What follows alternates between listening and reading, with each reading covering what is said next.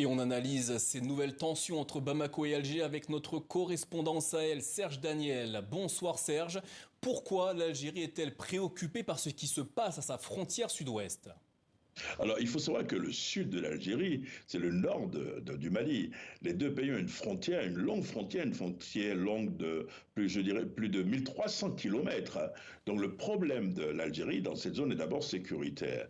Ensuite, l'Algérie ne voit pas ne voit pas de bon œil l'arrivée du groupe Wagner dans le nord du Mali.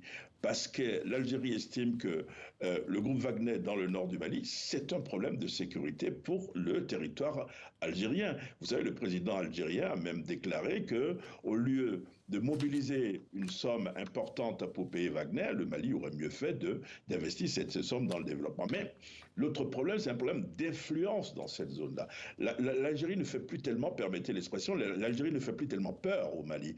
Le Mali a décidé en janvier 2024 de rendre caduc l'accord de paix signé à Alger entre le gouvernement et les ex-rebelles, et les rebelles Touareg. À partir de ce moment, l'Algérie n'a plus d'influence, a moins d'influence dans cette zone, alors qu'au même moment, Bamako est en train de renforcer ses relations avec le Maroc, et vous connaissez les relations entre le Maroc et l'Algérie. Donc, problème sécuritaire dans la zone, mais ensuite, l'Algérie a un problème d'influence, elle n'est plus influente dans la zone, alors qu'elle entend demeurer influente.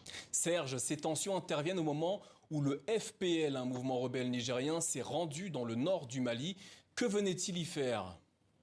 Ah oui, alors vous parlez du Front patriotique de libération, le FPL, qui est l'un des groupes rebelles opposés, qui a été créé après le coup d'État contre le président Bazoum, mais opposé donc à la junte. Elle est venue renforcer ses relations avec les rebelles du CSP, le cadre stratégique permanent, les rebelles qui ont été défaits à Kidal et qui ont défait il n'y a pas longtemps, vous vous souvenez, dans la même localité de Tizawaten, l'armée malienne et le groupe Wagner.